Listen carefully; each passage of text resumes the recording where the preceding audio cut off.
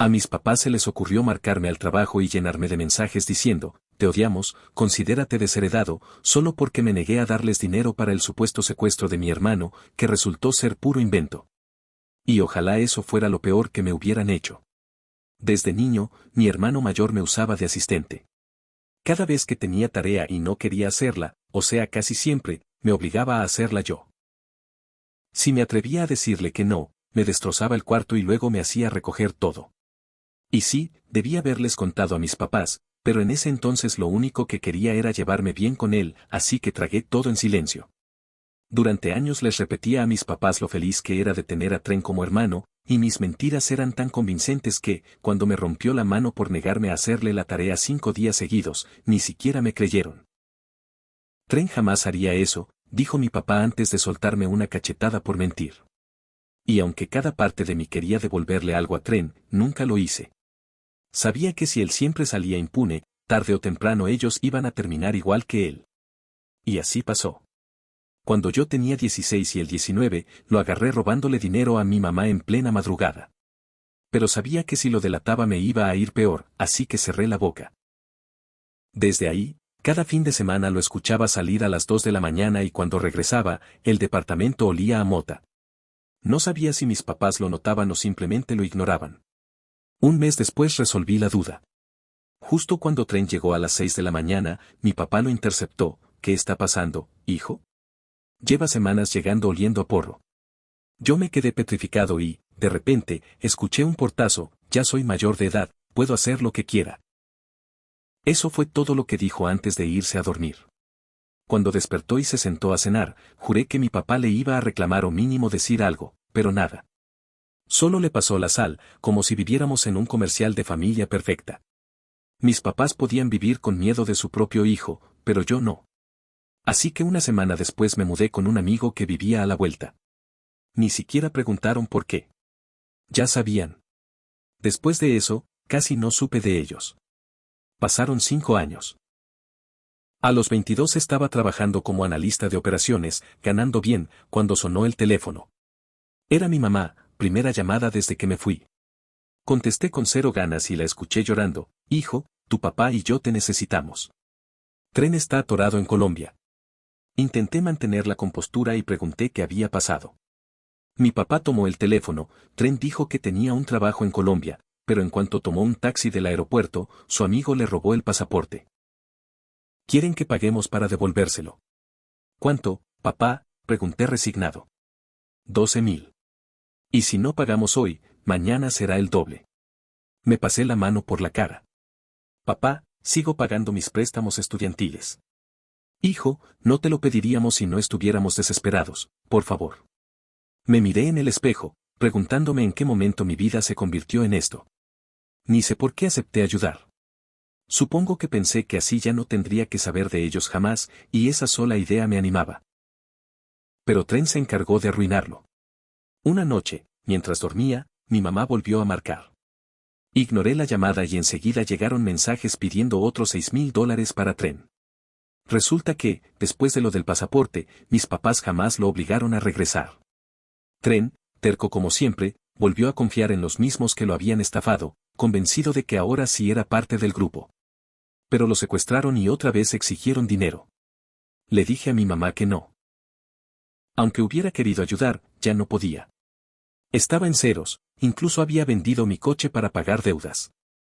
En vez de entender, mis papás me bombardearon con mensajes diciéndome que era una vergüenza, que hubiera debido ahorrar por si ellos necesitaban ayuda. No tuve más opción que bloquearlos, poner el celular en modo avión e intentar dormir. Pero ni así me dejaron en paz. 3 semanas después, mi mamá consiguió el número de mi trabajo. Te odiamos, considérate desheredado, gritó apenas contesté. Luego entró mi papá, como no pudimos pagar el rescate, Tren fue traicionado y ahora lo acusan de tráfico de drogas. Lo van a sentenciar. Tal vez nunca lo volvamos a ver, y todo es tu culpa, ¿tienes otra buena noticia? Le respondí con sarcasmo, listo para colgar, cuando escuché la voz de Tren al fondo, dile que me van a dar 25 años, a ver si así se rompe. Y de pronto entendí. No estaban llamando desde Colombia. Estaban en la casa. Mi familia entera había planeado estafarme y yo caí como tonto. Colgué con las manos temblorosas y dejé mi teléfono del trabajo. Mis compañeros me miraban raro, pero ni los volteé a ver. Tomé mi celular personal y cambié todas mis contraseñas, bancos, correos, redes sociales, todo. Mis dedos volaban mientras activaba la verificación en 2 pasos. Llamé al banco para congelar cuentas y solicitar tarjetas nuevas. Cuando el asesor preguntó si era por fraude, dije que sí. Pusieron una alerta de inmediato y me aseguraron que en 5 días tendría mis tarjetas. Hice lo mismo con las de crédito y luego pagué un servicio para monitorear cualquier actividad sospechosa.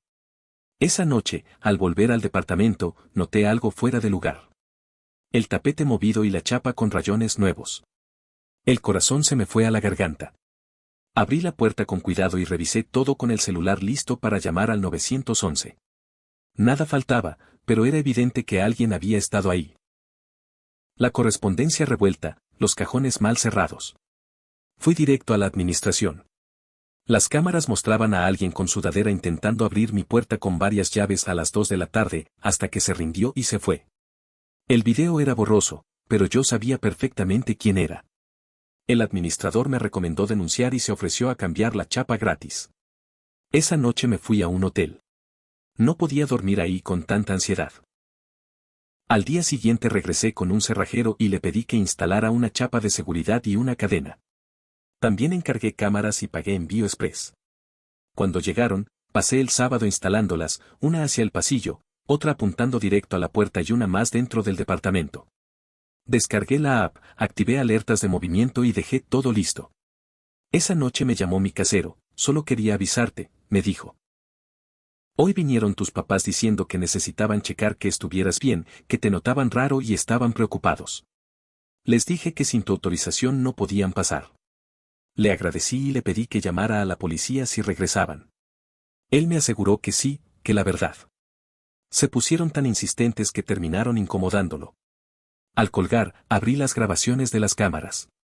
Ahí estaban, a las 3 de la tarde, mi mamá llorando con exageración y mi papá exigiendo que los dejaran pasar. Se quedaron casi 20 minutos atosigando a mi casero hasta que por fin se largaron. El lunes por la mañana llegó otro golpe. Mientras revisaba mi historial crediticio, aparecieron 3 tarjetas de crédito que yo jamás había solicitado, todas ya hasta el límite. Las habían pedido 2 semanas antes, justo cuando mi familia estaba con su cuento del secuestro en Colombia. Venían a mi nombre, pero usando versiones alteradas de mi dirección. Lo suficientemente parecidas para que las aprobaran, pero distintas para que yo no recibiera las tarjetas. Pasé horas hablando con cada banco, explicando y reportando fraude. Me pidieron denunciar cada caso, así que fui a la policía con una carpeta llena de documentos. El oficial que tomó mi declaración fue amable, pero me advirtió que cuando el robo de identidad viene de la familia, casi nunca llega a nada. En los días siguientes aparecieron más cuentas falsas. Un préstamo personal de $5,000, una tarjeta departamental y hasta un intento de abrir una cuenta de cheques a mi nombre. Con cada cosa nueva, más llamadas, más procesos, más reportes. Mi puntaje crediticio se desplomó de 750 a 480 en cuestión de semanas. Tuve que poner en pausa mis planes de comprar un coche indefinidamente. En el trabajo todo empeoró rápido. El martes por la tarde, mi jefa me pidió hablar. Tus papás vinieron otra vez, me dijo bajito.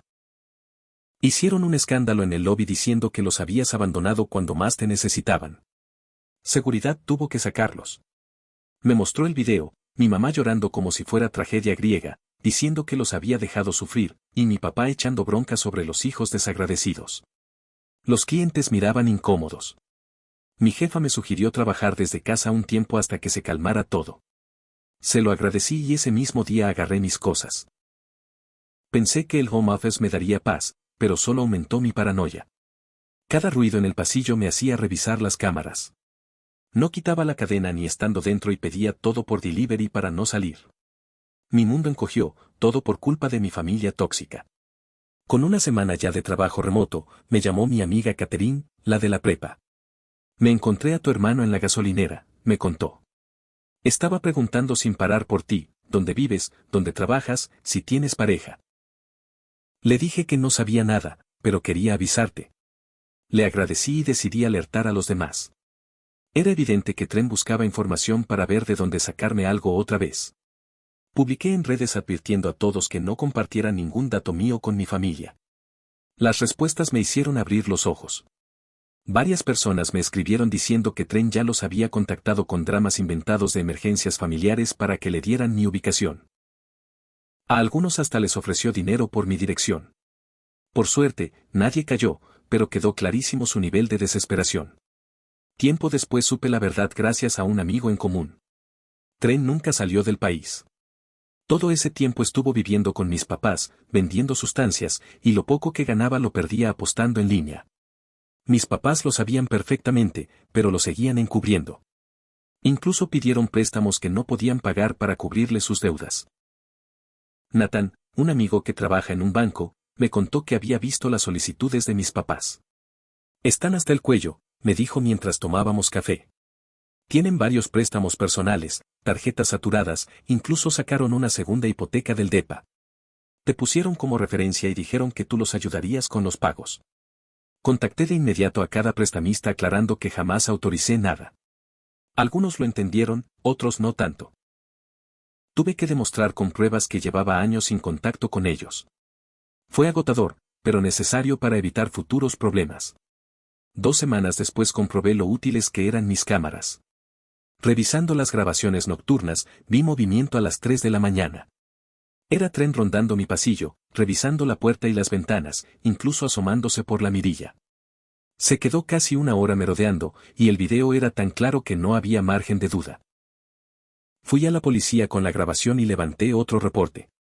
El oficial sugirió pedir una orden de restricción, aunque me advirtió que a veces eso solo empeora las cosas. Decidí esperar y confiar en todos los refuerzos de seguridad. Pasé el video a administración y me aseguraron que no lo dejarían entrar otra vez. Finalmente, las siguientes semanas estuvieron mucho más tranquilas. Seguí trabajando desde casa, desarmando una por una las cuentas fraudulentas y reconstruyendo mi crédito. Contraté a una abogada para ayudarme con el robo de identidad. Desde el principio me dijo que sin pruebas más contundentes era casi imposible lograr una condena. Yo tenía todos mis documentos ordenados, cruzando los dedos para que algo por fin sirviera. Y ahí fue cuando se me ocurrió la trampa. Llevaba días dándole vueltas a cómo atrapar a Tren en el acto, hasta que me cayó el 20. Inventé unos estados de cuenta que mostraban una herencia enorme de una tía abuela inexistente. También fabriqué copias de inversiones falsas simulando un portafolio de $200,000. Incluso redacté una carta inventada de un bufete explicando la repartición de la herencia.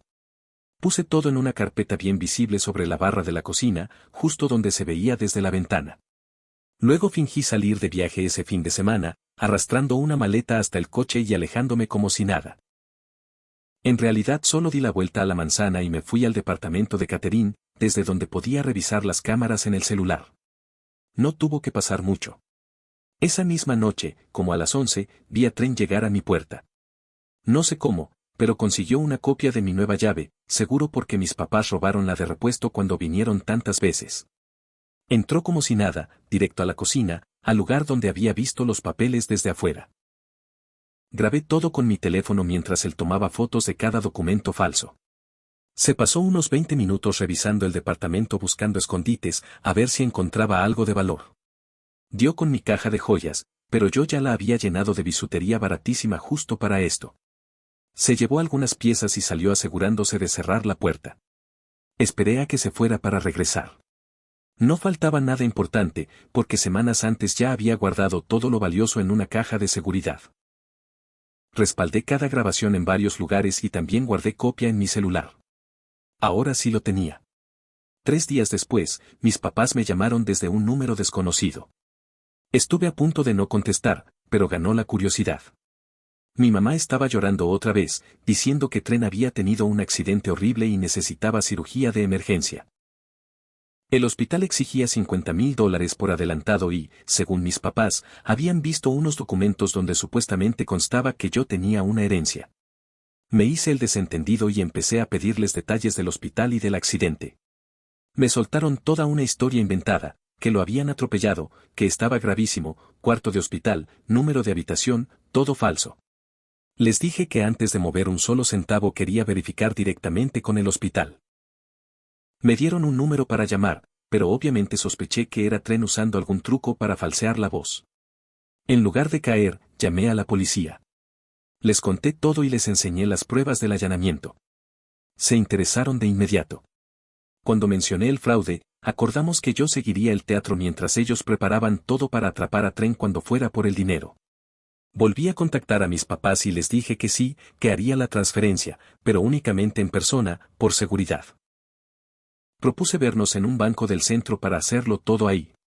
Ellos aceptaron felices, creyendo que al fin les estaba cediendo. Pasé todos los detalles a la policía y me dijeron que se encargarían de lo demás.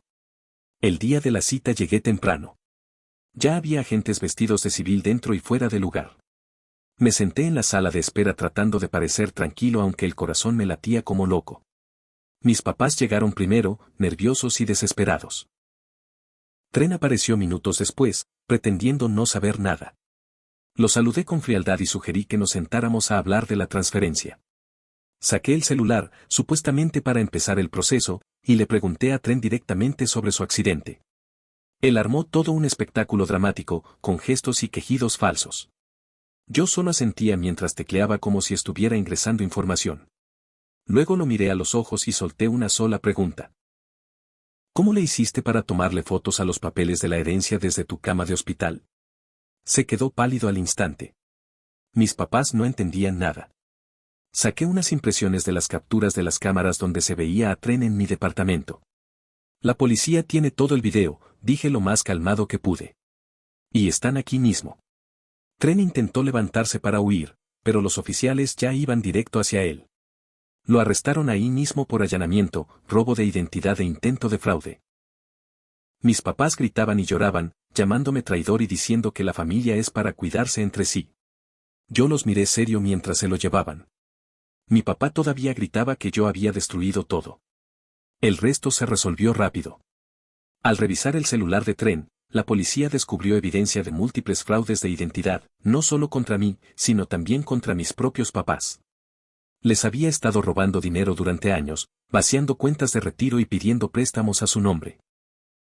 Toda la historia del secuestro en Colombia había sido idea suya para ver si me sacaban más dinero cuando ya no quedaba nada que exprimir de mis padres. Cuando les mostraron las pruebas, mis papás no tuvieron más opción que aceptar la realidad. Tren les había volado más de $100,000 a lo largo de los años, todo para vicios y apuestas. Aún así, en su negación, aferrados a creer que su hijo intocable no podía hacer nada malo, terminaron echándome la culpa otra vez. A Tren le cayeron varios cargos fuertes.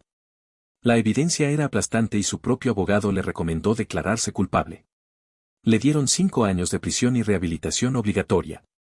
Durante la sentencia no mostró ni un gramo de arrepentimiento. Seguía insistiendo en que todos estábamos contra él. Yo no fui a la audiencia, pero mi abogada me mantuvo informado. Mis papás quedaron en una situación durísima. Sin su fondo de retiro, con deudas enormes y prácticamente al borde de la bancarrota, buscaron a mi abogada para pedirme ayuda, pero puse límites firmes.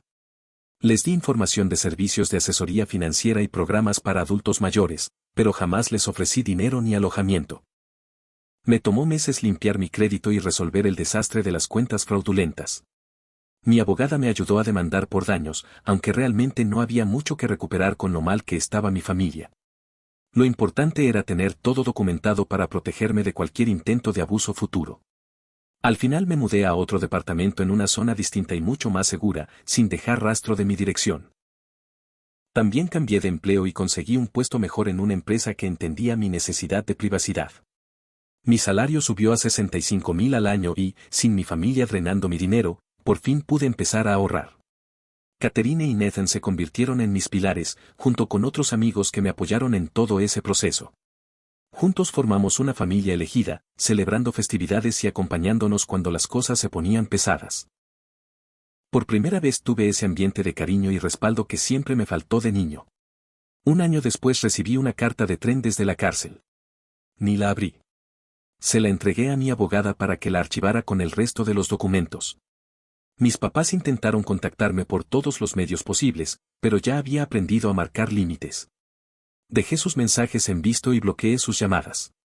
Me enfoqué en construir una vida lejos de su toxicidad. Empecé terapia para sanar años de abuso y manipulación y me uní a grupos de apoyo para personas alejadas de sus familias, encontrando alivio en historias similares. Poco a poco recuperé la confianza en la gente y dejé de pensar que todos querían aprovecharse de mí. Mi carrera comenzó a avanzar sin todo ese drama encima. Me ascendieron, logré relaciones profesionales sólidas e incluso guié a nuevos analistas. Reconstruí mi historial crediticio y quedó mejor que nunca. Me compré un coche confiable y empecé a ahorrar para el enganche de una casa. A veces me preguntaba cómo habría sido mi vida con una familia distinta, pero entendí que uno no elige dónde nace, solo cómo responde a lo que le toca. Yo decidí protegerme, construir una vida estable y tranquila, y, pese a todo lo que viví, salí adelante. Era libre, exitoso y estaba rodeado de personas que realmente se preocupaban por mí. Y esa fue la mejor venganza de todas.